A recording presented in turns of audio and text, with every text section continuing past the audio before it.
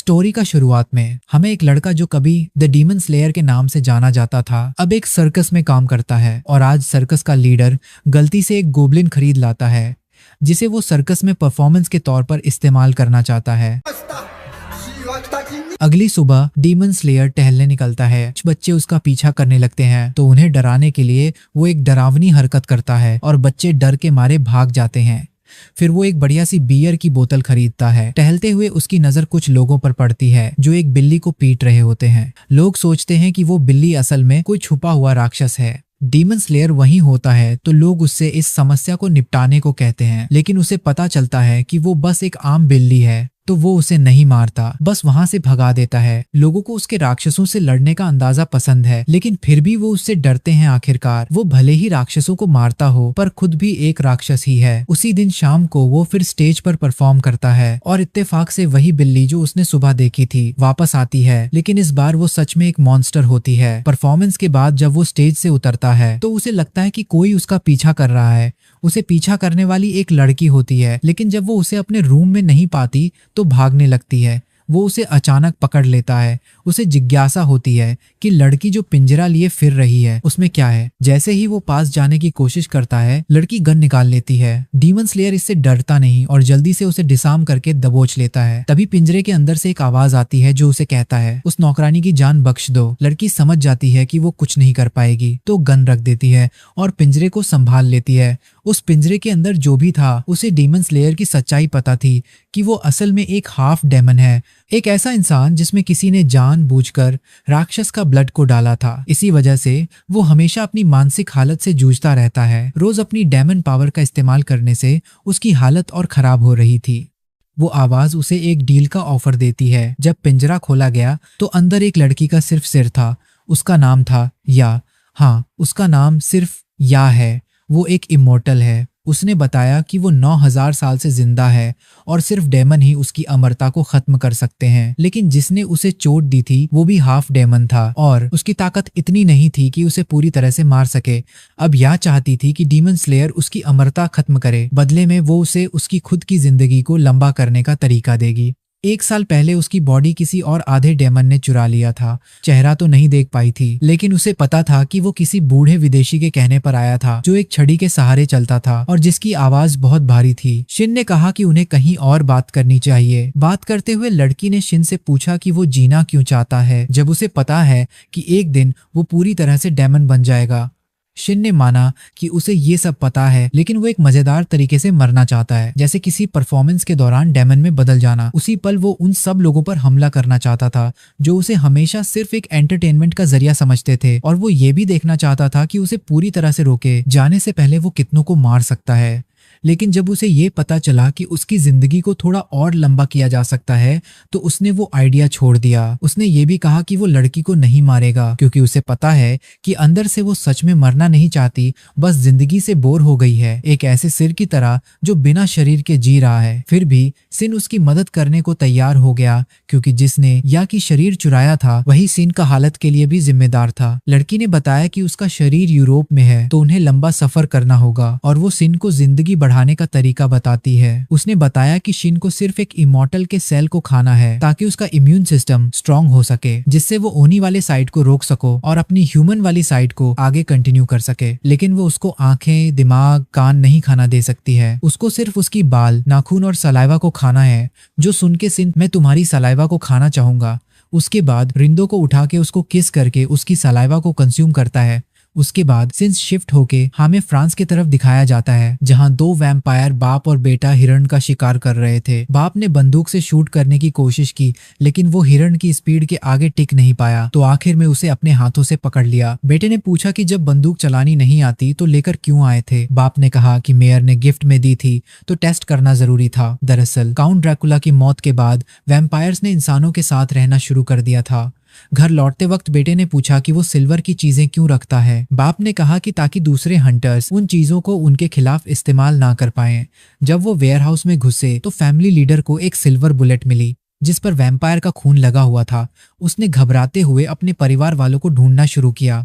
उसको सबसे बड़े बेटे और बटलर मिले, जिन्होंने बताया कि उसकी बीवी रूम में है और छोटी बेटी नौकरानी को गाना सुना रही है। कोई घुसपैठिए के निशान नहीं थे, लेकिन जब वो कमरे में पहुंचा तो देखकर टूट गया, क्योंकि उसकी बीवी मरी हुई थी। कुछ दिन बाद उसके घर पर पत्रकार आने लगे। वो काउंट गॉडेड था और 20 साल से इंसानों का खून पिए बिना जी रहा था, इसलिए उसे आम इंसान जैसी ही मान्यता मिली हुई थी। लेकिन फिर भी कुछ लोग उसे अब भी स्वीकार नहीं करते थे। अब जब चारों तरफ पत्रकार ही पत्रकार थे, तो उसने पहले कोई बयान देने से मना कर दिया। लेकिन एक पत्रकार लड़की जिसका नाम एनी थी, उसने पूछा कि वो इस केस के बारे में क्या करने वाला है।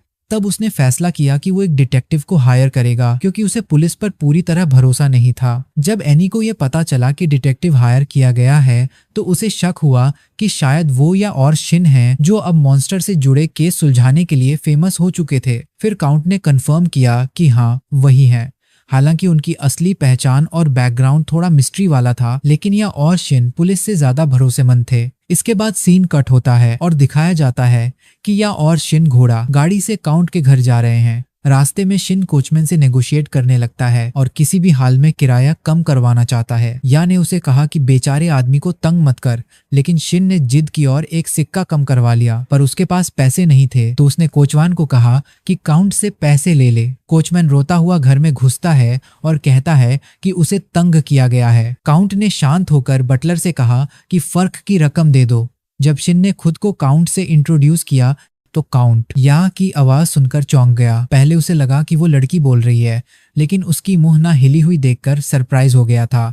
शिन ने बताया कि या के पास बस उसका सिर है, लेकिन उसे कम मत समझना। या ने काउंट से कहा कि वो मर्डर वाला सीन दोबारा बताए। काउंट उन्हें उस कमरे में ले गया जहां उसकी बीवी की मौत हुई थी। क्योंकि वैम्पायर की बॉडी जल्दी खराब हो जाती है, उसकी बीवी को पहले ही दफना दिया गया था, लेकिन कुछ फोटोज अब भी थी। फोटोज में दिखा कि उसे दिल के आर पार किसी स्टेक जैसी चीज से मारा गया था। उसके चेहरे या शरीर पर कोई संघर्ष के निशान नहीं थे, मतलब शायद वो सो रही थी जब हमला हुआ। कातिल ने सीधे दिल में वार किया था और पीछे कुर्सी पर कोई निशान नहीं छोड़ा। इससे साबित होता है कि कातिल बहुत एक्सपीरियंस्ड था। एक और डिटेल ये थी कि सीन पर एक बोतल पवित्र पानी की मिली थी, जिसके मुंह पर खून के धब्बे थे। वहीं एक सिल्वर स्टेक भी स्टोर रूम में मिला, वो जगह जिसकी चाबी सिर्फ काउंट और बटलर के पास थी।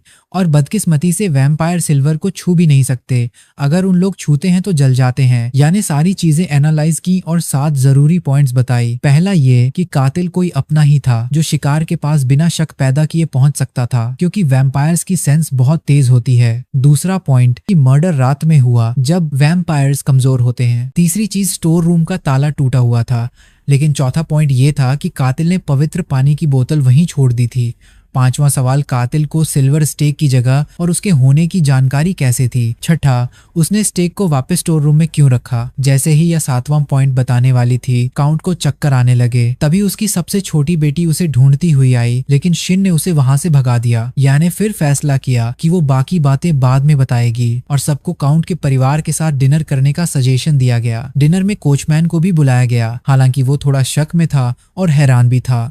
या के सिर्फ एक ही सिर को देख के। बातचीत के दौरान पता चला कि काउंट का परिवार खून पीता है ताकत बनाए रखने के लिए, जबकि बाकी मेहमानों को नॉर्मल खाना मिला। काउंट को डिटेक्टिव्स थोड़े अजीब लगते थे। डिनर के दौरान यान ने कोचमैन की हालत पर कमेंट किया। उसकी शर्ट पर पुराने दाग थे, जिससे यान ने अंदाजा लगाया कि वो अक्सर खाना गिराता है, जो कि शराबी लोगों में आम बात है। लेकिन उसकी दाढ़ी और साफ शर्ट से यह भी समझ आया कि वो अपनी बीवी के लिए सुधरने की कोशिश कर रहा है। काउंट भी अब पूरी तरह से या की ऑब्जर्वेशन से इम्प्रेस हो गया। काउंट का बड़ा बेटा तो या की तुलना शेरलॉक होम्स से करने लगा, जो एक फेमस डिटेक्टिव है। इसके बाद या ने केस के और डिटेल्स पूछे। काउंट की बीवी की बॉडी 1:30 में मिली। उनका परिवार हर रात 12:30 बजे डिनर करते थे। 12:30 बजे काउंट की बीवी खाना खाकर अपने रूम में आराम करने गई।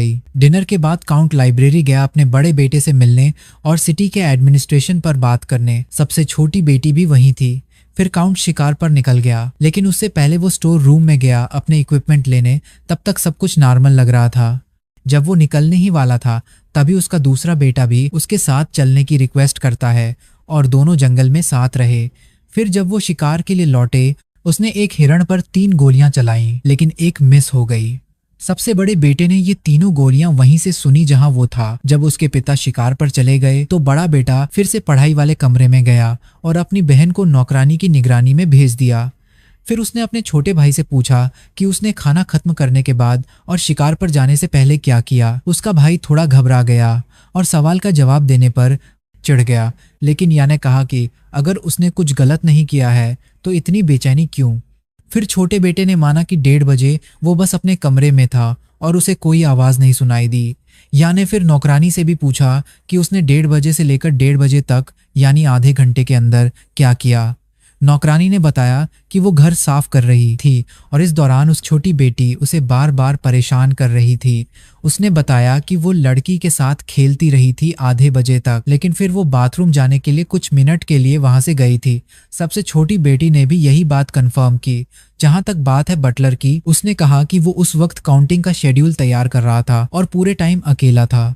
सारी बातें सुनने के बाद या को लगा कि बड़ा बेटा और बटलर इन दोनों के पास पक्के बहाने नहीं थे। इससे शक और गहरा हो गया कि शायद कातिल घर का ही कोई है। अगर बाहर का कोई होता तो वो इतने लोगों की नजरों से कैसे बच पाता। इतने में सबसे छोटी बेटी, जिसे कुछ पता नहीं था, भागते हुए कमरे से बाहर चली गई। नौकरानी उसे पकड़ने पीछे दौड़ी। याने शिजुको से कहा कि वो नौकरानी और बटलर पर नजर रखे। बाद में उसने सबसे बड़े बेटे से फिर बात की। उसने साफ साफ मना कर दिया और बोला कि वो अपनी माँ को कभी नुकसान नहीं पहुंचा सकता। या को भी नहीं लगा कि वो दोषी है। जब सब लोग खाना खा रहे थे उसने सबके हाथों को ध्यान से देखा था। घर में जो 3 वैम्पायर थे उनके हाथों में कोई चोट नहीं थी, यानी उन्होंने वो लकड़ी का खूंटी स्टेक पकड़ा ही नहीं होगा। लेकिन सवाल ये था वो स्टेक गई कहाँ। उधर शिजुको अभी भी बटलर और नौकरानी पर नजर रख रही थी। दोपहर के 1 बजे के करीब बटलर वापस अपने काम पर जाना चाहता था, लेकिन शिजुको ने उसे रोका। नौकरानी ने बताया कि काउंट और शिन जंगल में चले गए थे और ये सुनकर बटलर थोड़ा बेचैन हो गया। जंगल में काउंट या को एक ऐसे प्राणी के बारे में बता रहा था जो अमर था और 1000 साल से भी ज्यादा जिंदा रहा था। या ने बताया कि उस अमर प्राणी की एक कमजोरी थी राक्षस, लेकिन राक्षसों की खुद की रक्षा बहुत कमजोर होती है और उन्हें एक ही गोली से मारा जा सकता है। काउंट को समझ में आ गया था कि या और शिन खुद के बारे में बात कर रहे थे।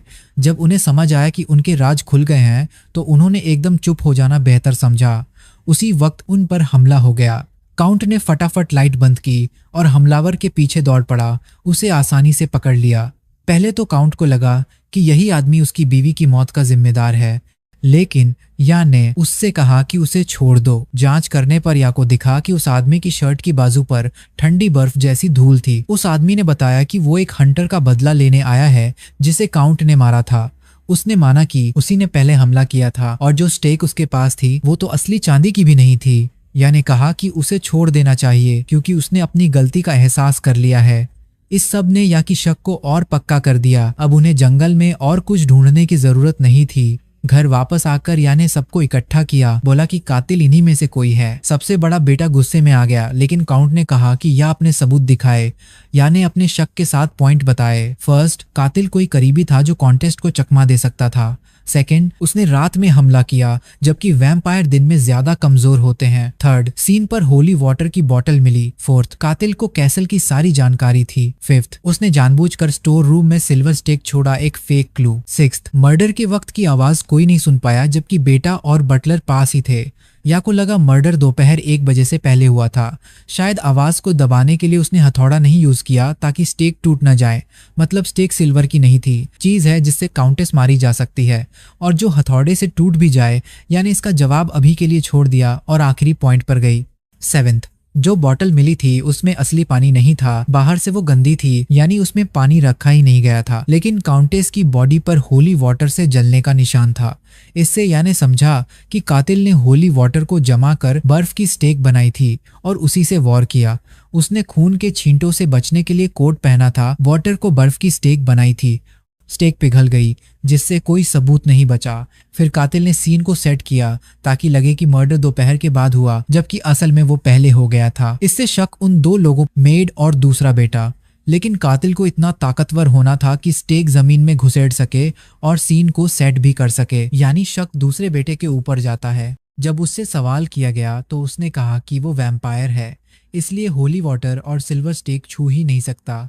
ये बात सही थी, लेकिन अगर उसने अपने हाथ में कट किया और फिर वो जल्दी ठीक हो गया तो बात अलग थी। या ने कंफर्म कर लिया कि वही कातिल था। वो घबरा गया और या पर अटैक कर दिया, लेकिन शिन ने उसे पकड़ लिया और बाहर फेंक दिया। 師匠に手を出されちゃ。या ने बताया कि दूसरे बेटे को इंसानों से नफरत थी। वो नहीं चाहता था कि काउंट इंसानों से मिलकर काम करे। उसने ही हंटर को बुलाया और मौका बनाया ताकि काउंट पर हमला हो सके। उसने हंटर के पास से स्टेक और होली वाटर का कंटेनर चुराया और फिर उसने उसे रात भर फ्रीज होने के लिए जंगल में रख दिया। अंत में शिन ने उसे हराया और उसकी सारी कहानी भी उसे सुनाई। सब कुछ खत्म होने के बाद शिन वापस या के पास आया। सुबह हो रही थी तभी एक यंग जर्नलिस्ट आ गई। वो पहले से ग्रुप को जानती थी और उसे पता था कि या सामने है। उसने केस के बारे में पूछा तो शिन ने कहा कि सब जानना है तो बटलर से पूछ लो। जाने से पहले यान ने उस आदमी के बारे में पूछा जो वॉकिंग स्टिक लिए हुए था। उस आदमी ने कहा कि उसने हाल ही में उससे मुलाकात की थी और उसे लंदन आने का न्योता दिया था, लेकिन उसने मना कर दिया। इस नए सुराग के साथ या और शिन अपनी यात्रा पर आगे बढ़े। इसी दौरान दो नए किरदार दिखे, एक सफ़ेद बालों वाला जिसे फैंटम ऑफ द ओपेरा कहा जाता था और एक सुनहरे बालों वाली औरत जिसने फैंटम से कहा कि वो लंदन के म्यूजियम से एक हीरा चुरा ले जहां शेरलॉक होम्स काम कर रहा था। फैंटम ने ये काम मंजूर कर लिया। उसी वक्त या और उसकी टीम भी लंदन पहुंच गई। या की टीम एक दुकान में गई ताकि वहां के कस्टमर की लिस्ट ले सके। जैसे ही वो लोग बाहर निकले और एक गली में पहुंचे, दो आदमी शिन के हाथ से वो लिस्ट छीनने लगे, लेकिन तभी पुलिस ने बीच में आकर दोनों को पकड़ लिया और एक गाड़ी में बैठा दिया। वहां पहले से दो जुड़वां भी थे। या और उसके साथ के एक बंदे ने देखा कि उन दोनों के हाथों पर लाल निशान हैं और उनके नाखूनों के नीचे स्टील है, जिससे पता चला कि वो लोग भारी सेरामिक चीजें छुपा रहे थे। ये अंदाजा सही निकला और एक जुड़वा ने आखिर में कबूल कर लिया। अगली खबर में छपा कि आयरन मैन नाम का एक बंदा कुछ डिटेक्टिव्स को हायर कर रहा है ताकि वो लुपिन को रोक सके, जो उसका खजाना चुराने वाला है। पुलिस को जब ये पता चला तो उन्होंने गाड़ी को सीधे आयरन मैन की हवेली की ओर मोड़ दिया।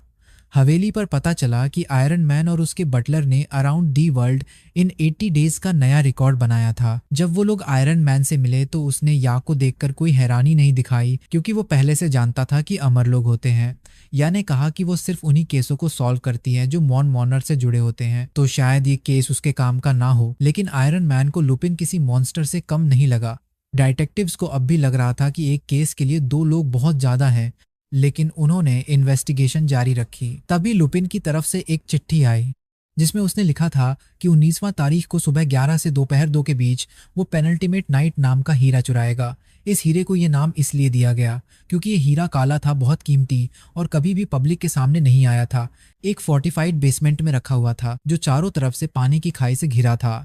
हवेली के साउथ में एक नॉर्मल नहर थी और एक अंडरग्राउंड कैनाल थी जिसमें एक इंसान आराम से जा सकता था। शेरलॉक ने कहा कि पूरे एरिया को सील कर दिया जाए। अब हीरे की सुरक्षा के लिए 100 से ज्यादा गार्ड, पुलिस वाले, 2 डिटेक्टिव्स और एक इंश्योरेंस कोऑपरेटिव के 2 मेंबर्स तैनात थे। ये कोऑपरेटिव सिर्फ 1 साल पुरानी थी, लेकिन इसके साथ सुपर स्किल्ड मेंबर्स थे जो अपने कस्टमर को बचाने के लिए कुछ भी कर सकते थे। ये लोग सफेद कपड़े पहनते थे और बेहद प्रोफेशनल थे। सबसे पहले पहुंचे नंबर 5 रेनॉल्ड, फिर आई नंबर 7 फातिमा। शायद वो चैनल की मेंबर थी। या को लगा कि रेनॉल्ड ही उसके रास्ते का बाज भी कर सकते, तो अपने कस्टमर को बचाने के लिए कुछ भी कर सकते थे। फिर आयरन मैन सबको बेसमेंट में ले गया जहां हीरा रखा था। इस कमरे को खोलने के लिए 3 चाबियां और 4 लोग चाहिए थे। पेनल्टीमेट नाइट एक बहुत ही जटिल सेफ में रखा था, लेकिन असली बात यह थी कि वो हीरा असली नहीं था। वो तो एक सिंथेटिक प्रोडक्ट था और उसकी कोई खास फाइनेंशियल वैल्यू भी नहीं थी। यानी देखा कि सेफ सिल्वर से बना है वो मेटल जिससे वैम्पायर और वेयरवुल्फ दूर रहते हैं। इससे उसे लगा कि इस हीरे की कहानी कुछ खास है। पहले आयरन मैन के एक दोस्त को 16वीं सदी की एक विरासत में ये हीरा मिला था। उसने इसे एक सेफ में रख दिया और आयरन मैन को दे दिया, जिसने इसे खोलने में 10 साल लगा दिए। और फिर हीरे की सतह पर ये जो इंस्क्रिप्शंस थे ना, उनका ट्रांसलेशन करके पता चला कि उसमें वेयरवुल्फ का जिक्र था। जब आयरन मैन ने उस डायमंड की हिस्ट्री पता करना शुरू किया तो उसे पता चला कि साउथ जर्मनी में एक बहुत अमीर ड्वार्फ्स की ट्राइब रहती थी जिनको पूरी तरह से एक वेयरवुल्फ ट्राइब ने खत्म कर दिया था। ड्वार्फ्स इतने गुस्से में थे कि बदला लेने के लिए उन्होंने अपनी अगली पीढ़ी के लिए वेयरवुल्फ के ठिकाने का पता एक ऐसे डायमंड में छिपाकर छोड़ दिया जो सिल्वर के कप में था, जिसे वेयरवुल्फ छू भी नहीं सकते थे। अब उस कमरे में जहां ये डायमंड रखा था वहां लॉक के अलावा एक माइक्रोफोन भी था बाहर से बात करने के लिए। और ऊपर छत में एक स्पाइरल एयर वेंट था जिस पर आयरन की जाली लगी थी ताकि इंसान उसमें से निकल न सके। इतना एक्सप्लोर करना काफी समझा गया और फिर निकलने से पहले शेरलॉक ने आयरन मैन के कान में कुछ कहा। शिन ने या से पूछा कि लुपिन से निपटने का कोई आइडिया है क्या, तो या बोली कि उसके दिमाग में एक प्लान है। 19 जनवरी की दोपहर शिन का ग्रुप नदी किनारे बैठा था और ए ने कहा कि वो वैक्स म्यूजियम जाना चाहती है, तो शिजुको मैप की मदद से जानकारी लेने चली गई। उधर वॉटसन का असिस्टेंट और शेरलॉक का भाई सामने बैठे बंदे को देख रहे थे और उन्हें लगा कि ये असली शेरलॉक नहीं है क्योंकि इसके नाखून बहुत लंबे थे, जबकि रियल शेरलॉक के नाखून छोटे होते हैं। तभी पीछे से असली शेरलॉक आ गया और सामने वाले ने खुद को मास्टर थीफ लुपिन के रूप में दिखाया। शिन और उसका ग्रुप जो म्यूजियम की तरफ जा रहे थे सोचा शेरलॉक से मिल लें, बट देखा कि या कहीं गायब हो गई थी। शिन गलती से किसी और का बर्ड केज उठा लाया और शिजुको ने गुस्से में उसे घूंसा मार दिया। तभी लुपिन ने कहा कि दुनिया में कोई ताला ऐसा नहीं है जो वो ना खोल सके।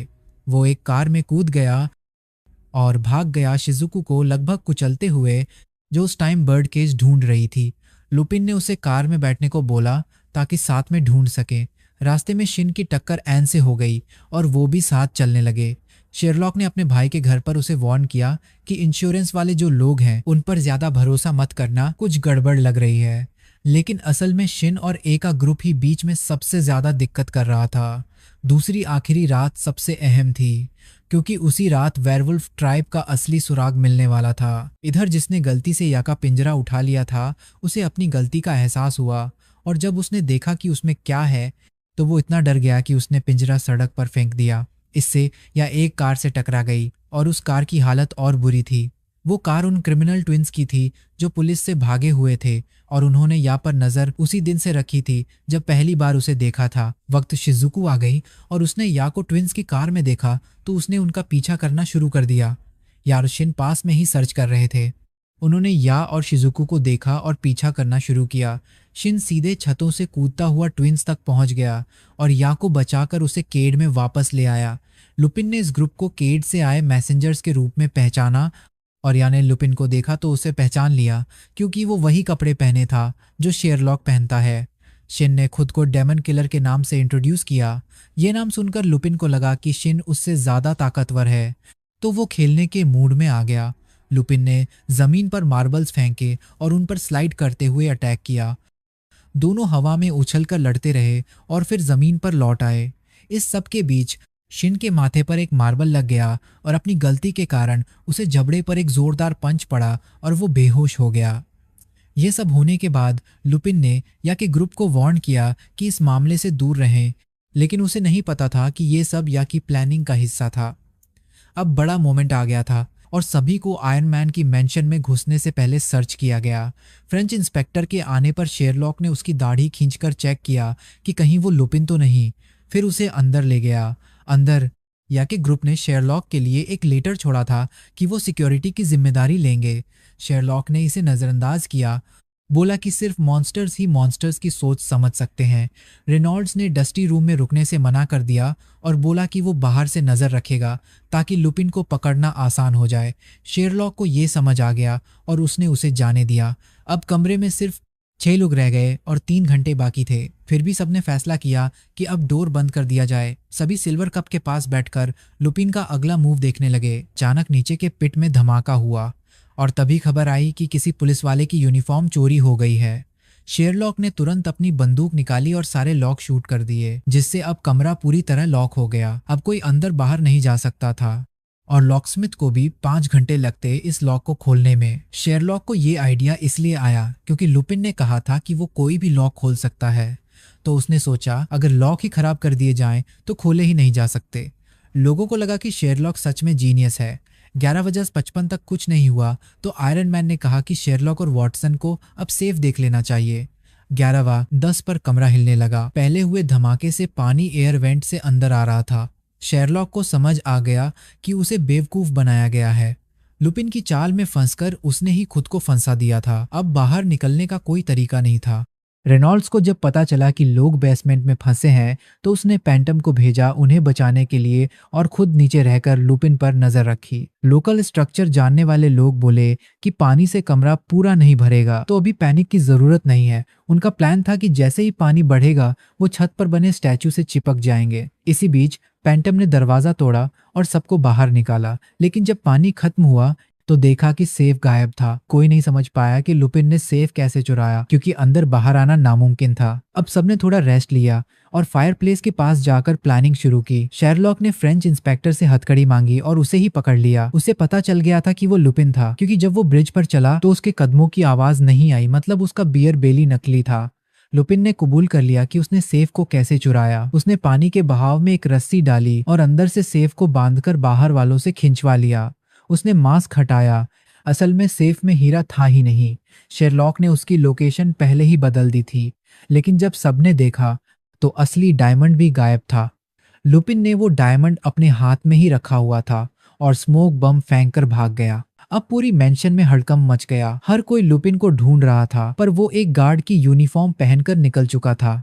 लोगों ने लुपिन की तुलना जापानी लेजेंड के चोर इशिकावा गोएन से की। उधर लुपिन और फिर मिले, एक के पास हीरा, दूसरे के पास सेफ था, लेकिन उन दोनों को नहीं पता था उसके अंदर क्या है।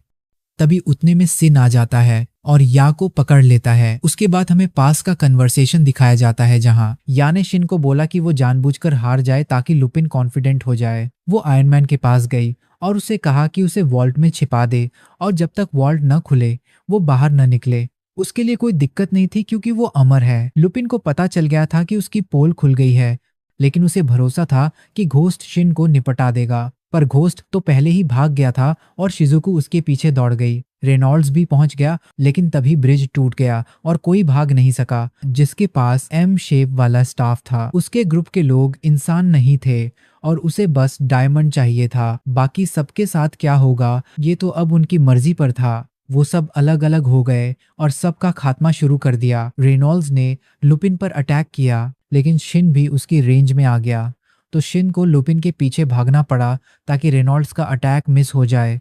शिन ने लुपिन से डायमंड मांगा तो उसने रेनॉल्ड्स को चकमा देने के लिए डायमंड फेंक दिया। अब रेनॉल्ड्स उसके पीछे भागा और शिन लुपिन के पीछे। इसी दौरान शर्लॉक और डॉक्टर वॉटरसन भी वहां पहुंचे और या से सारा कंफ्यूजन सुना।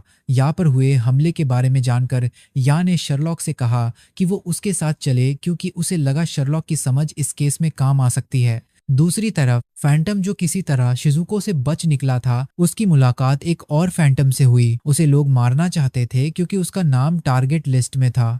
फैंटम ने 2 क्रॉसओवर निकाले और सामने वाले फैंटम से उसका चेहरा दिखाने को कहा। सामने वाला छुपाने की कोशिश करता रहा, लेकिन फैंटम ने सीधे एरो मारने शुरू कर दिए। उधर शर्लॉक और या लाइब्रेरी पहुंचे, जहां कई लोगों की हत्या हो चुकी थी। शर्लॉक ने जिसे देखा उसे पहचान लिया। वो एलिस्टर था, जो हाल ही में लंदन में चल रहे पागलपंती वाले कल्ट्स और उनके ब्रूटल रिचुअल्स के लिए जाना जा रहा था। शर्लॉक को पता चला कि वो जो उंगलियां चटकाने का ट्रिक कर रहा था वो असल में जहर की सुई फेंकने का तरीका था। जब एलिस्टर को ये समझ आया कि शर्लॉक और या को उसकी ट्रिक समझ आ गई है, तो उसने फैसला किया कि अब इन दोनों को भी खत्म कर देगा। कहीं और एक फ्रेंच इंस्पेक्टर गलती से एक वैम्पायर औरत से टकरा गया। वो वैम्पायर उसके कमजोर हथियार से डरी नहीं, लेकिन इससे पहले कि वो इंस्पेक्टर पर हमला करती, शिजुको वहां आ गई। पर शिजुको का पूरा ध्यान फैंटम को ढूंढने पर था। जब उसने वैम्पायर से पूछा कि उसे कुछ पता है क्या, तो जवाब ना में मिला। शिजुको जाने लगी, लेकिन वैम्पायर ने उसे जाने नहीं दिया और उस पर अटैक कर दिया। उधर रेनॉल्ड, लुपिन और शिन की भागदौड़ चलती रही। तीनों एक चर्च के बाहर पहुंच गए और भागदौड़ के बीच वो डायमंड चर्च के अंदर गिर गया। इस पॉइंट पर लुपिन ने शिन को साथ काम करने का ऑफर दिया, लेकिन तभी रेनॉल्ड आ गया। शिन ने अपने बकवास टाइप बातों से उसे घुमाने की कोशिश की और इसी का फायदा उठाकर लुपिन ने पूरे का पूरा पियानो रेनॉल्ड के सिर पर गिरा दिया। दूसरी तरफ फैंटम ने अंधेरे का फायदा उठाकर सामने वाले फैंटम को कंफ्यूज करना शुरू किया, तो इस वजह से उसे लोकेट करने में दिक्कत हो रही थी और वो सही से हमला नहीं कर पा रहा था। शिजुको की बात करें तो वैम्पायर से लड़ते लड़ते पीछे पड़ने लगी थी, क्योंकि वो वैम्पायर अमर थी और बहुत स्ट्रांग थी। उसके पास सिल्वर वाले हथियार थे जो उसे नुकसान पहुंचा सकते थे, पर दिक्कत ये थी कि उसे हिट करना ही बहुत मुश्किल था और तो और शिजुको को ये बिल्कुल उम्मीद नहीं थी कि वैम्पायर का खून जहरीला निकलेगा। घायल होने के बाद शिजुको जहर से संक्रमित हो गई और वैम्पायर के जादू के काबू में आ गई। उधर शेरलॉक जादुई लड़ाई के बीच अपनी गोलियां खत्म होने के करीब था। उसने मौका देखकर दुश्मनों से पूछा कि हीरे की इतनी जल्दी क्यों है। तब दुश्मनों ने बताया कि उन्हें ये आर्टिफैक्ट वेयरवुल्व्स को ढूंढने और अपनी ताकत बढ़ाने के लिए चाहिए था। बातचीत के दौरान शेरलॉक ने अपने केन से उस सुई को गिरा दिया जो उसकी तरफ निशाना लगाए थी और किसी तरह एंटीडोट ले पाया। तभी अल लेस्टर का मेंटोर सामने आ गया और शेरलॉक ने उसे पहचान लिया। वो कोई और नहीं बल्कि प्रोफेसर मोरियार्टी था। दूसरी तरफ शिन अब भी जिंदा रहने की कोशिश कर रहा था, लेकिन रेनॉल्ड भी अभी मरा नहीं था। अचानक घोस्ट और फैंटम एक ही जगह पर पहुंच गए और उनके साथ प्रोफेसर के ग्रुप का एक और मेंबर भी था। उस नए बंदे ने मैजिक से हीरा चुरा लिया। जब लुपिन और फैंटम को लगा कि अब हीरा वापस लेना नामुमकिन है, तो दोनों भागने का फैसला कर लेते हैं। याया को जब मोरियार्टी का नाम सुनने को मिला तो वो दंग रह गई, क्योंकि वो तो एक ऐसा क्रिमिनल था जिसकी गैंग सालों पहले खत्म हो गई थी। लेकिन असल में मोरियार्टी जिंदा था और पिछले 8 सालों से उसने और भी पावरफुल गैंग बना ली थी, जिसमें सुपरनैचुरल लोग थे और एक बहुत ही चौंकाने वाला साथी भी। वो साथी था जैक द रिपर। अब जैक का आमना सामना शिन से हो चुका था। बातचीत के दौरान शिन को एहसास हुआ कि जैक कुछ हद तक उसी जैसा है। फिर मोरियार्टी ने बताया कि वो और जैक जापान गए थे खास तरह के डेमन्स और अमर लोगों को ढूंढने। उनका मकसद था कि डेमन्स और इमॉर्टल्स की सेल्स को इंसानों में डालकर रीजेनरेशन वाले सुपर सोल्जर्स बनाए जाए। मोरियार्टी ने कहा कि उसने याया के शरीर को अपने एक्सपेरिमेंट की बेस बनाया था। उसे पता चला कि याया का शरीर हाइब्रिड है जिसमें डेमन सेल्स हैं। याया ने भी ये बात मानी और कहा कि उसे उस इंसान से नफरत है जिसने उसे ये अमरता दी। अब जब एक्सपेरिमेंट सफल हो गए थे तो मोरियार्टी ने जैक के शरीर को इस तरह बदला कि उसे डेमन सेल्स के साइड इफेक्ट्स नहीं होते। अब जैक के पास वैम्पायर जैसी खूबियां थीं, पर उसे सिल्वर और सूरज की रोशनी से कोई फर्क नहीं पड़ता था। अब वो बंदा वेयरवुल्फ की ताकतें भी हासिल करना चाहता था, जिससे वो एक तरह से अमर नॉइड बन जाए जिसके पास शैतानी ताकतें हों, वैम्पायर जैसी रीजनरेशन और पागलपन वाली ताकत।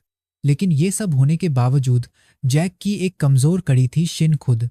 जैक ने भले ही शिन को जबरदस्ती हरा दिया, लेकिन शिन के वारों ने उसे इतनी चोट पहुंचाई कि उसकी रीजनरेशन भी स्लो हो गई। तब जाकर जैक को याद आया कि शिन वही सैंपल था जो मोरियार्टी से भाग गया था। दूसरी तरफ शिन को भी याद आया कि जैक वही आदमी है जो हमेशा मोरियार्टी के साथ रहता था।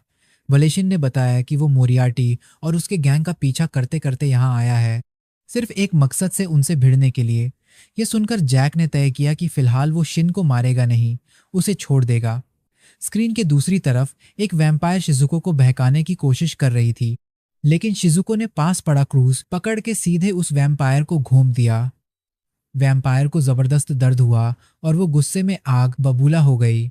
अब वो शिजुको को वहीं खत्म करना चाहती थी, लेकिन उससे पहले कि सीन और बिगड़ता, जैक ने एक फ्लेयर छोड़ दिया। मत अब सबको निकलना है। प्रोफेसर ने देखा कि जैक को जो चाहिए था वो मिल गया है, तो उसने लेस्टर और फ्रैंकेन को भी बुलाया और सबको बाहर निकलने को कहा। जाते जाते उसने उस ऑर्गेनाइजेशन का नाम बताया जो वो बना रहा था, नाइट फिस्ट। उधर शिन वापस शेरलॉक या और बाकी टीम से मिल गया। शिजुको भी सही सलामत वापस आ गई, लेकिन किसी को नहीं पता था लुपिन कहाँ भागा। शेरलॉक ने अंदाजा लगाया कि लुपिन शायद सीवर से निकला, क्योंकि खाई का पानी कुछ हद तक सूख गया था। जहां तक उस सेफ की बात है, लुपिन ने मौका देखकर उसे चुरा लिया, लेकिन शिन ने सबको कहा कि अब वो अपना अगला कदम सबके सामने रखना चाहता है। उधर जैक ऑर्गेनाइजेशन वापस पहुंचा। उसके पास एक डायमंड था जो वो टीचर को दिखाना चाहता था, लेकिन इससे पहले कि कुछ होता उसके कपड़े फटे होते हैं और उधर सिन वही डायमंड सभी को दिखाता है। याने उस कविता को डिकोड किया जो उस चीज से जुड़ी थी। उसने शेरलॉक से कहा कि डायमंड को रोशनी में पकड़ो। जैसे ही उसने पकड़ा, उसके अंदर एक लाइन दिखी। वहां लिखा था फैंग फॉरेस्ट, जो शायद उन वेयरवुल्व्स का ठिकाना था। शिन को याद आया कि जैक ने भी कुछ ऐसा ही किया था। मतलब नाइट फिस्ट वालों को ये इन्फॉर्मेशन पहले से थी। सालों पहले 2 वेयरवुल्फ, एक माँ और बेटा को गांव वालों ने मारने की कोशिश की थी। वो लोग एक टावर में छिपे थे, लेकिन गांव वालों ने वहां आग लगा दी थी ताकि उन्हें जिंदा जला सके।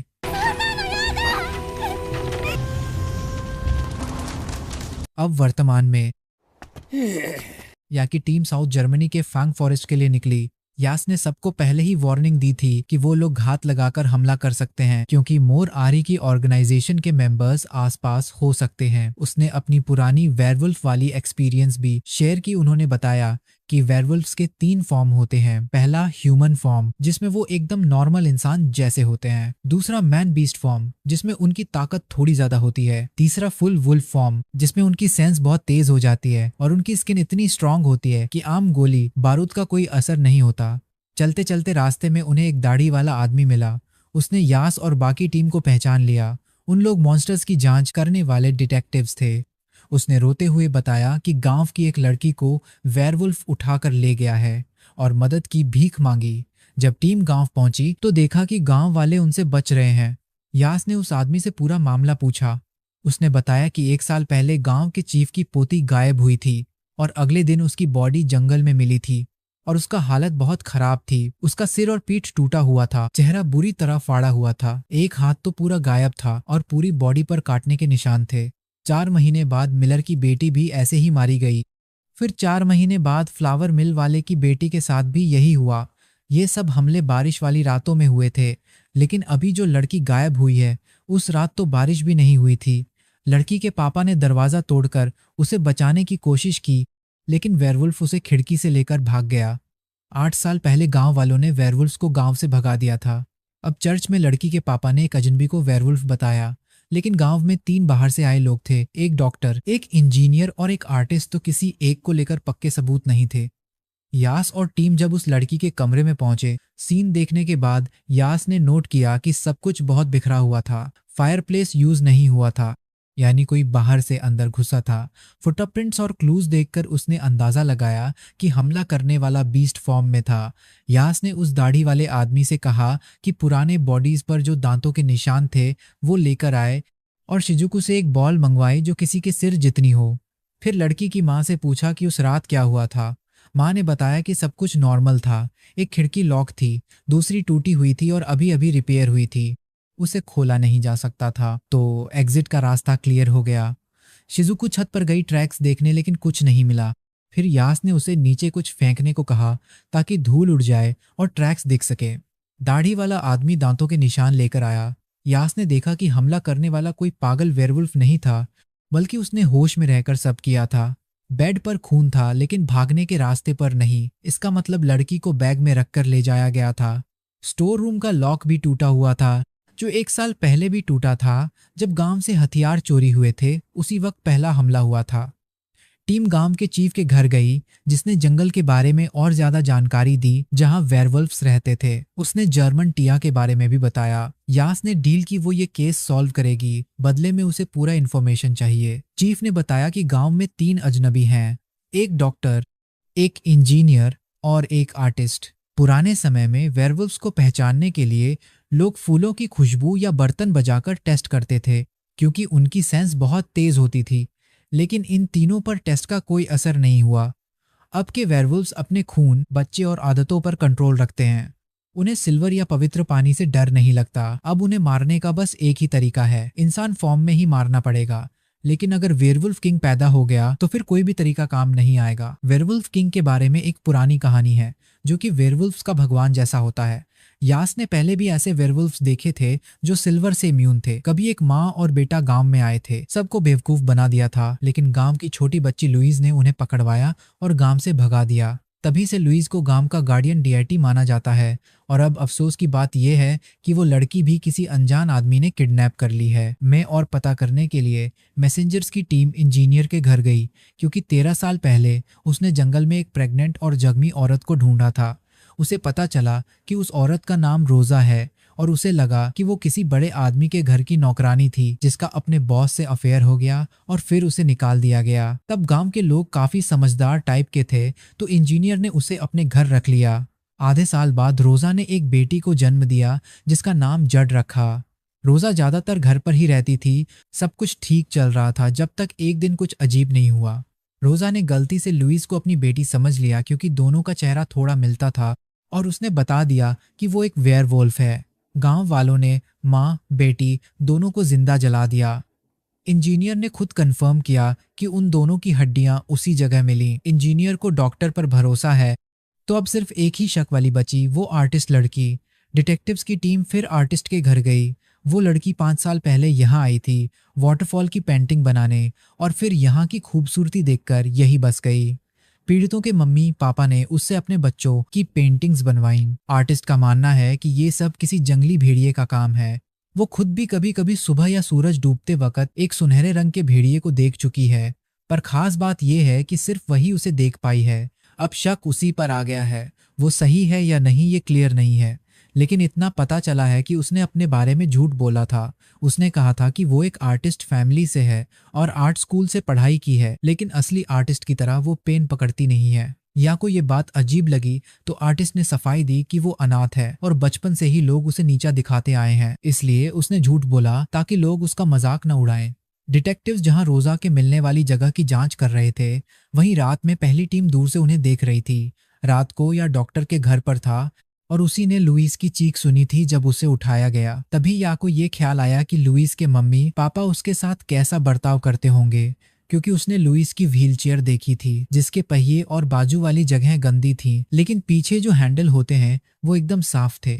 लुइस ने खुद पर निर्भर रहना सीख लिया था, इसलिए शायद उसके मम्मी पापा को उससे ज्यादा फर्क नहीं पड़ता था। किसी ने पूछा था कि लुइस कभी अकेली बाहर जाती है क्या, तो जवाब था ज्यादातर नहीं, लेकिन उसे याद आया कि करीब 1.5 साल पहले लुइस अचानक गायब हो गई थी।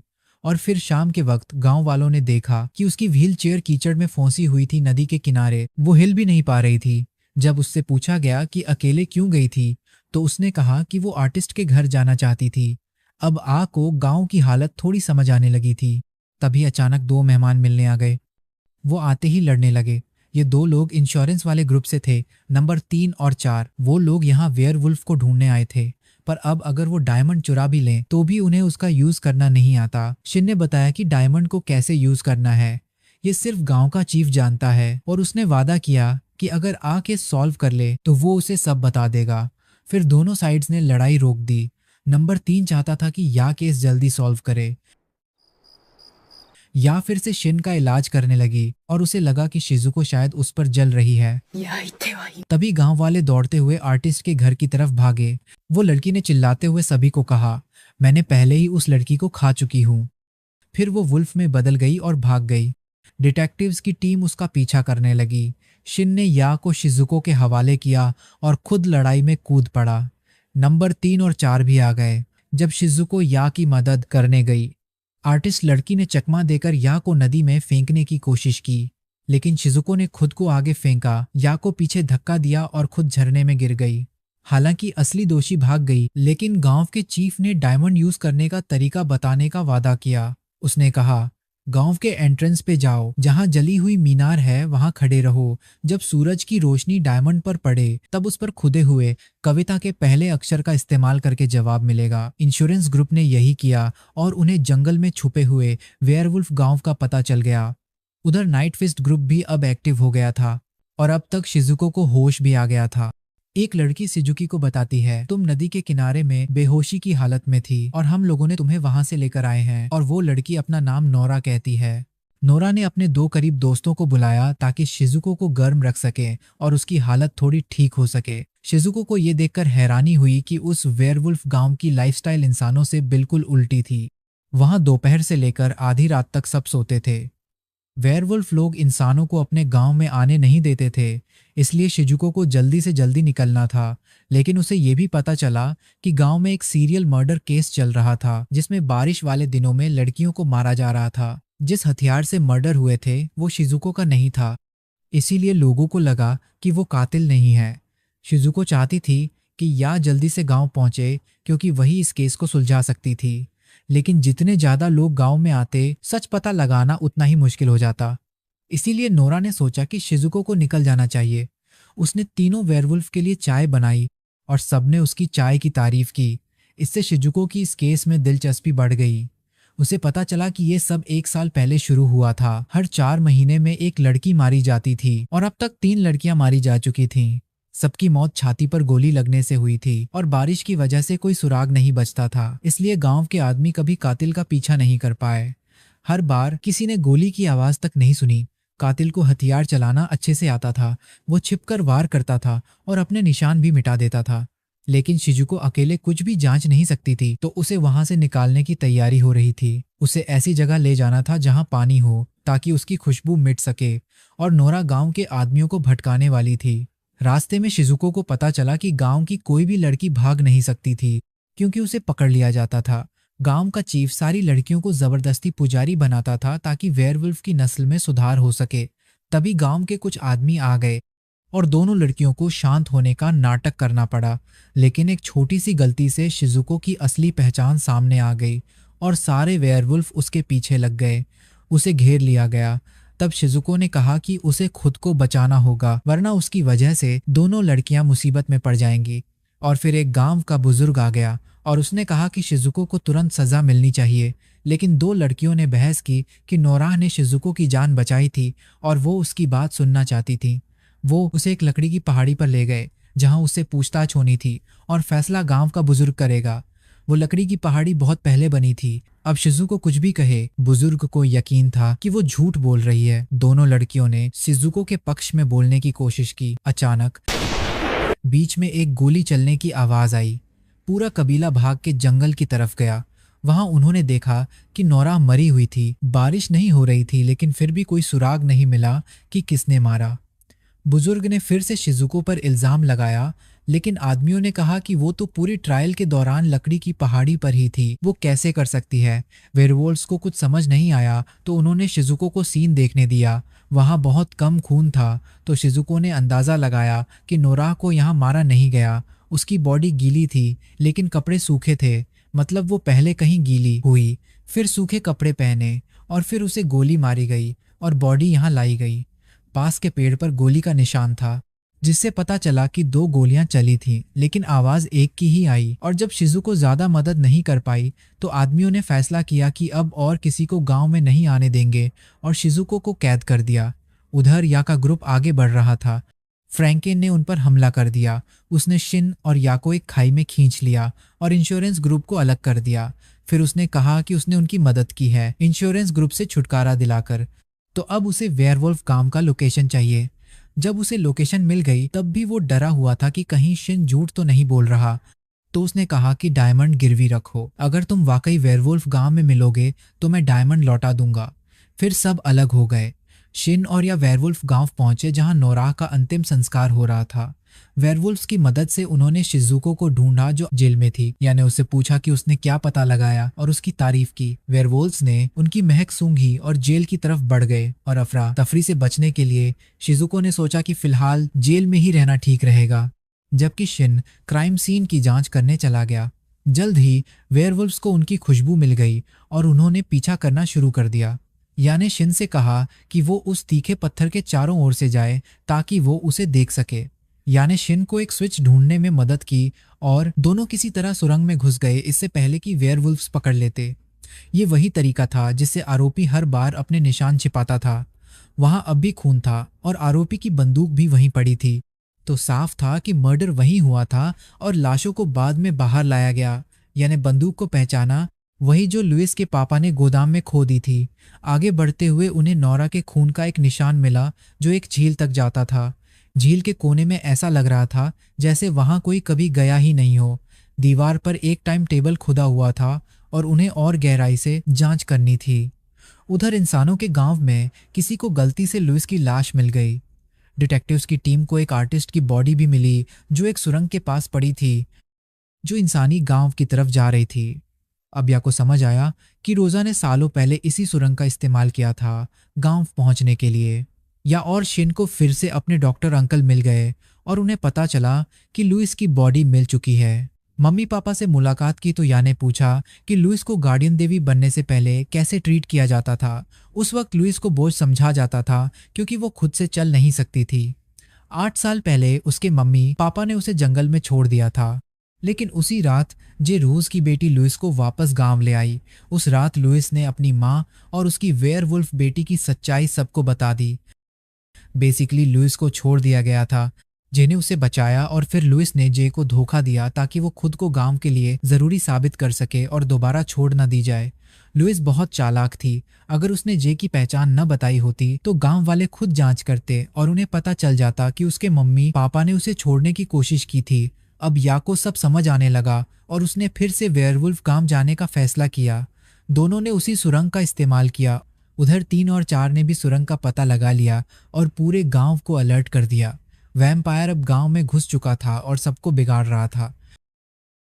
शिन की टीम पहले ही शिजुको को जेल से आज़ाद कर चुकी थी और यह वापस विलेज जाना चाहती थी, क्योंकि अभी भी कुछ चीज़ें क्लियर करनी बाकी थीं। उसने फिर से वेयरवुल्फ से पूछा कि क्या सच में गांव वाले रात में जीते हैं और अलग रहते हैं। जब उसे कंफर्मेशन मिल गया तो उसने शिन को कहा कि वो वेयरवुल्फ्स को डिस्ट्रैक्ट करे, और जब आदमियों को पता चला कि शिजुको भाग गई है तो सब एक साथ हरकत में आ गए। फ्रैंकन और एलेस्टर ने भी भौंकने की आवाज़ सुनी और तुरंत चल पड़े। शिन को पता चला कि 3 वेयरवुल्फ उसका पीछा कर रहे हैं। उसने चालाकी से एक एक करके सबको हरा दिया। यह तब तक वेयरवुल्फ क्लैन के कब्रिस्तान पहुंची चुकी थी ताकि अपनी आखिरी क्लू ढूंढ सके। इसी दौरान वेयरवुल्फ विलेज में आग लग गई। नंबर 3 और 4 ने गांव वालों को बदला लेने के लिए लीड किया। तीनों नाइट फिस्ट के मेंबर्स ने वेयरवुल्फ्स का कत्ल करना शुरू कर दिया। यानी वेयरवुल्फ से कहा कि नोरा की बॉडी खोदो ताकि वो उसे देख सके। शिजुको लौटी और बचे हुए वेयरवुल्फ से मिली, लेकिन तभी उसका सामना एक वैम्पायर नंबर 4 से हो गया।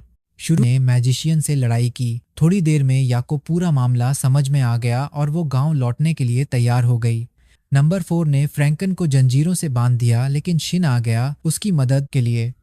लेकिन नंबर 4 जंजीरों में बहुत माहिर था, इसलिए शिन के लिए मुश्किल हो रही थी। शिन को मुसीबत में देखकर फ्रैंकन ने अपना हाथ फाड़कर शिन की तरफ फेंका, जिसे शिन ने लात मार के उस लड़के को मारा जो अभी आया था। फ्रैंकन ने डिमांड की कि डायमंड वापस किया जाए और पूछा या की बॉडी के बारे में। तब पता चला कि उसकी बॉडी अभी भी नाइट फिस्ट के ठिकाने में लंदन में रखी हुई है। इस बीच नंबर 3 और एलेस्टर अभी भी दूर से लड़ रहे थे। नंबर 3 ने एक फावड़ा ऊपर उछाल के एंगल से गोली मारी और रिकॉशे से एलेस्टर को हिट कर दिया। उसी टाइम वैम्पायर को एहसास हुआ कि शिजुको ने अंडरवियर नहीं पहना है, लेकिन उसने उस पर कुछ भी कहने से परहेज किया। फिर वैम्पायर ने शिजुको को बताया कि अब जब उसे उसका जहर लग चुका है, उसके शरीर में अब एंटीबॉडीज थी, लेकिन शिजुको को यकीन नहीं था कि ये सच है या नहीं। तो वैम्पायर ने उसकी टांग पर एक छोटा सा निशान दिया और शिजुको फिर से उसके जादू के असर में आ गई। लेकिन फिर वैम्पायर ने बताया कि वो सच बोल रहा था और ये सब बस एक इल्यूजन था। फिर उसने शिजुको की जान बख्श दी और चला गया। दूसरी तरफ नंबर 3 को लगा कि उसने एलेस्टर को है, लेकिन एलेस्टर ने असल में बॉडी बदल ली थी और उसे एक सुई दे दी। इस बीच शिन और या फिर से शिजुको से मिलने जा रहे थे। शिन केस सॉल्व करना चाहता था, लेकिन या ने उससे कुछ और करवाना था। बाहर दोनों गांवों के लोग एक बड़ी लड़ाई की तैयारी कर रहे थे। आखिर में या आई और सबको रोकने को कहा। उसने कहा कि उसने असली अपराधी को पकड़ लिया है। दोनों केस में किलर वही था, वुडन हिल पर जो बैठा था, और वो कोई और नहीं बल्कि रोसा और जुड की बेटी थी। एविडेंस से पता चला कि कोई कमरे में अंदर से नहीं आया, लेकिन कोई खिड़की से भेड़िए के रूप में कूदा था। चिमनी में जो निशान थे वो अगर कोई अंदर से आया होता तो धूल में ढक जाते, लेकिन वो जगह साफ थी, मतलब कोई पहले से अंदर ही था। जब या ने सुना कि जुड और लुइस एक जैसे दिखते थे, उसे शक हुआ कि पुराना जुड अभी भी जिंदा है। उस रात जो आर्टिस्ट भेड़िया बन गया था वो असल में जुड था भेष में, क्योंकि शिन की टांग पर जो काटने के निशान थे वो सारे केसों से मैच करते थे। और लगता है कि आर्टिस्ट की मौत तभी हो गई थी जब वो और शिन वहां से निकले। जहां तक नोरा की बॉडी की बात है जो कल रात मिली, उसे असल में गुफा में मारा गया था, क्योंकि अगर इंसान वहां से गुजरता तो उसे लैंप चाहिए होता, और लैंप की लाइट में पतंगे आते हैं। लेकिन गुफा में पतंगे नहीं थे और धूल भी नहीं लगी थी, यानी वहां सिर्फ वेयरवुल्फ चल सकते हैं। तो नोरा की बॉडी भी जुड ने ही बनाई थी। लुइस के गायब होने के टाइम से मैच करता है। तो या को पक्का यकीन हो गया कि जो कल मरा वो असल में लुइस थी, न कि जो नोरा बन के रह रही थी, क्योंकि सालों पहले रोसा ने जुड की मदद की थी वेयरवुल्फ विलेज भागने में, और वहां उसने अपना नाम नोरा रख लिया था। लेकिन साथ ही वो इंसानों के गांव में लुइस बनकर रह रही थी। यानी कुल 5 वजहें दी ये कहने के लिए। 1, दोनों गांवों के लोग एक दूसरे से बहुत कम मिलते थे। सेकंड, सुरंग के जरिए जुड को एक गांव से दूसरे गांव जाने में बस थोड़ा सा टाइम लगता था। थर्ड, दोनों गांवों की लाइफस्टाइल और एक्टिविटी टाइम एकदम उल्टे थे। फोर्थ, लुइस गांव में ज्यादा घुलती मिलती नहीं थी और नोरा अकेली रहती थी तो कोई शक नहीं करता था। फिफ्थ, सुरंग में एक झील थी जो जुड को अपनी खुशबू मिटाने में मदद करती थी, जिससे वो दोनों पहचान में अदला बदली कर सकती थी। जुड ने उसकी लाश खोद के निकाली थी जो बुरी तरह से फटी हुई थी, और फिर उसने गोली लगने के निशान को छिपा दिया था। मतलब असली दिक्कत ये थी कि जुड जिंदा थी, और यही इंसानी और वेयरवुल्फ वाले गांव में परेशानी की जड़ थी। लगता था कि जूड बदले की आग में बहुत ज्यादा अंधी हो गई थी, क्योंकि 13 साल पहले रोजा वेयरवुल्फ वाले गांव से भाग गई थी, इंसानी गांव में गई थी, और कुछ महीनों बाद जूड नाम की बेटी पैदा हुई। कुछ वक्त बाद लुइस को उन दोनों के बारे में पता चला। उसने रोजा की पहचान सबके सामने ला दी, जिससे दोनों को जिंदा जला दिया गया। लेकिन जूड बच गई और किसी तरह वेयरवुल्फ वाले गांव वापस आ गई। टावर में जो छोटा कंकाल मिला था वो बस एक लोमड़ी का था। जूड ने वहां आकर अपना नाम नोराह रख लिया था, लेकिन उसे वो गांव अब भी नफरत था। उसने प्लान बनाया कि दोनों गांवों के बीच लड़ाई शुरू कराएगी। 1.5 साल पहले जूड ने लुइस को किडनैप किया, लेकिन लुइस को भी गांव से नफरत थी, तो उसने जूड की बदले की प्लानिंग में उसका साथ देने का फैसला किया। जूड ने 2 नामों के साथ जीना शुरू किया और धीरे धीरे इंफॉर्मेशन इकट्ठा की। 1 साल पहले उसने 2 मर्डर प्लान किए, जिससे गांवों में दुश्मनी और बढ़े, और उसने सब कुछ ऐसे सेट किया कि किसी को शक न हो। लेकिन जब डिटेक्टिव्स की टीम आई तो उसके प्लान में गड़बड़ होने लगी। उसने एक आर्टिस्ट को फंसाने के लिए चुना और फिर भाग गई। उसने शिजुको को बचाया और जानबूझकर ऐसे हालात बनाए कि शिजुको पर शक आए। जब पूरा गांव पूछताछ में बिजी था, तब जूड टनल में गई, लुइस को मार दिया और वहां उसकी बॉडी रख दी ताकि एक झूठा क्राइम सीन बन जाए। उसने पेड़ पर गोली मारी ताकि शिजुको पर शक न हो। जब सबको लगा जूड मर गई, तब वो वापस गई और लुइस की लाश इंसानी गांव में ले आई। फिर उसने एक छुपा हुआ रास्ता खोल दिया, जिससे दोनों गांवों में टेंशन और बढ़े। जब उसे लगा कि वो पकड़ी गई है, तो वो वहां से भाग गई। तभी वो टनल में शिन से मिली, जो उसे पकड़ने का इंतजार कर रहा था। उसने शिन को बताया कि असली वेयरवुल्फ किंग वही है। उसने मोमबत्तियां बुझा दी ताकि शिन को सरप्राइज कर सके, लेकिन शिन ने उसे झील में गिरा दिया और बांध दिया। उधर ही आ गई और बताया कि दोनों गांवों ने आपस में बात करके सब सुलझा लिया है। अब वो चाहती थी कि शिन जूड को छोड़ दे, क्योंकि उसने सब कुछ गलत समझा था। जूड ने बदला नहीं लिया, बल्कि उन औरतों को आजादी दिलाना चाहा जिन्हें गांव के एल्डर ने जबरदस्ती एक खराब किस्मत दे दी थी। वो खुद वेयरवुल्फ किंग भी थी और औरत भी, तो लोग उसकी किस्मत का अंदाजा भी नहीं लगा सकते थे। वो चाहती थी कि जो लोग उसकी तरह थे वो भी इस घटिया किस्मत से निकल जाएं और भाग सके। वो इंसानों की लाशों का इस्तेमाल करती थी फेक डेथ दिखाने के लिए। वेयरवुल्फ वाले साइड पर उसने 3 लोगों को बचाया, लेकिन बदले में 3 को कुर्बान किया। और क्योंकि या ने बात को गलत समझा था, उसने वादा किया कि जूड को छोड़ देगी, और अगर किस्मत मिली तो फिर कभी मिलेंगे। या को पहली बार लगा कि उसने किसी क्रिमिनल को छोड़ने का फैसला किया है। उसे लगता था कि गांवों ने कुछ तो सीखा है, लेकिन ये यकीन नहीं था कि चीजें सच में बदलेंगी। और इसी के साथ इस एनिमे का सीजन 1 खत्म हो जाता है। और सच में बताओ कि किस किस को लेडी वैम्पायर पसंद आया है, कमेंट में लिख देना। मैं नेक्स्ट वीडियो जल्दी अपलोड करने वाला हूँ, वो भी लॉन्ग फुल कंप्लीट सीजन वाला। सो अगर तुम लोग देखना चाहते हो तो लाइक एंड सब्सक्राइब करना मत भूलना, जिससे मुझे मोटिवेशन मिलेगी। तब तक के लिए बाय।